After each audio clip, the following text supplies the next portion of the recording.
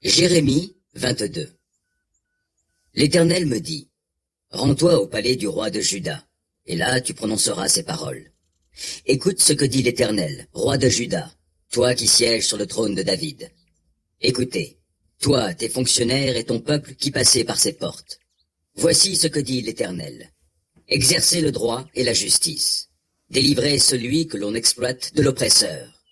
Ne maltraitez pas l'étranger, l'orphelin et la veuve. Ne commettez pas de violence envers eux. Ne tuez pas des innocents dans ce lieu. Car si vous agissez vraiment selon ce que je vous dis, alors des rois siégeant sur le trône de David continueront à passer par les portes de ce palais, montés sur des chars et des chevaux avec leurs fonctionnaires et leurs sujets. Mais si vous ne tenez pas compte de ces paroles, je le jure par moi-même, l'Éternel le déclare, ce palais ne sera plus que ruine. Car voici ce que déclare l'Éternel concernant le palais du roi de Juda. Bien que tu sois pour moi semblable à Galaad, aux cimes du Liban, oui, je l'affirme, je ferai de toi un désert, une cité inhabitée. Je vais faire appel contre toi des démolisseurs armés de leurs outils. Ils abattront tes plus beaux cèdres et ils les jetteront au feu.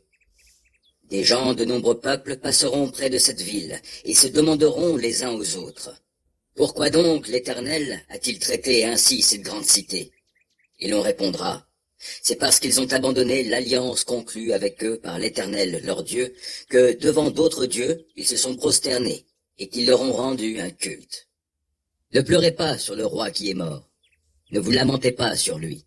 Pleurez, pleurez plutôt sur celui qui s'en va parce qu'il ne reviendra pas. Il ne reverra plus la terre où il est né. Car voici ce que dit l'Éternel au sujet de Shallum, fils de Josias, roi de Juda, qui a succédé sur le trône à son père Josias, et qui vient de quitter ce lieu. Il n'y reviendra plus. Il mourra à l'endroit où on l'a déporté, et ne verra plus ce pays. Malheur à l'homme qui bâtit sa maison au détriment de la justice, et qui ajoute des pièces à l'étage en violant l'équité, qui fait travailler son prochain pour rien, sans lui donner ce que vaut son travail. Et qui dit en lui-même, je vais bâtir pour moi un palais imposant avec de larges pièces à l'étage. J'y ménagerai des fenêtres, je l'embrisserai avec du bois de cèdre, je l'enduirai de rouge. Penses-tu qu'exercer la royauté consiste à surpasser les autres par les palais de cèdre? Souviens-toi de ton père. Il a mangé et bu, mais il a exercé le droit et la justice, et s'en est bien trouvé. Il faisait droit aux pauvres, aux défavorisés, et s'en est bien trouvé. C'est par là que quelqu'un montre qu'il me connaît, l'Éternel le déclare. Mais toi, tu n'as Dieu de penser que pour t'assurer des profits et pour tuer des innocents, pour opprimer les gens et les traiter avec brutalité. Voilà pourquoi l'Éternel déclare ceci au sujet de Jéhoïakim, fils de Josias, roi de Juda. Personne ne le pleurera en disant « Quel malheur, mon frère, et quel malheur, ma sœur !»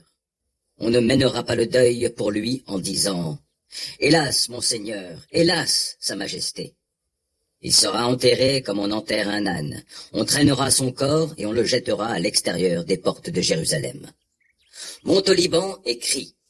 Fais retentir ta voix sur les monts du Bassan. Va, pousse des clameurs des plateaux d'Abarim, parce que tes amants sont tous brisés. Je t'avais averti au temps de ta prospérité, mais tu as déclaré « Je n'écouterai pas ». C'est ainsi que tu t'es conduite dès ta prime jeunesse, et tu ne m'as pas écouté. Le vent emportera tes dirigeants, et tes amants s'en iront en exil. Et tu seras, alors, dans la honte et l'ignominie pour toute ta méchanceté. Toi qui habites le Liban, qui as placé ton nid au sein des cèdres, comme tu vas gémir lorsque tu seras prise de douleur, de souffrance comme une femme en couche. Aussi vrai que je vis, déclare l'Éternel, même si Konia, fils de Jéhoïakim, roi de Juda, était comme l'anneau à ma main droite, qui sert de sceau, je l'en arracherai. Oui, je te livrerai à ceux qui veulent te tuer, à ceux devant lesquels tu trembles, à Nabuchodonosor, le roi de Babylone, ainsi qu'aux Chaldéens. Et je t'expédierai, toi, ainsi que ta mère qui t'a donné le jour, dans un autre pays où vous n'êtes pas nés. C'est là que vous mourrez. Quant au pays où ils voudraient tant revenir, ils n'y reviendront pas. Cet homme, Konia, est-il donc un pantin méprisé et brisé, un objet de rebut, pour qu'on les ait jetés, lui et sa descendance, et expédiés dans un pays qu'ils ne connaissaient pas? Ô pays, pays, oui pays, écoute la parole que l'Éternel t'adresse. Voici ce que déclare l'Éternel. Inscrivez que cet homme sera privé d'enfants, et qu'il ne réussira rien pendant toute sa vie. Parmi ses descendants, aucun n'accédera au trône de David pour régner sur Juda.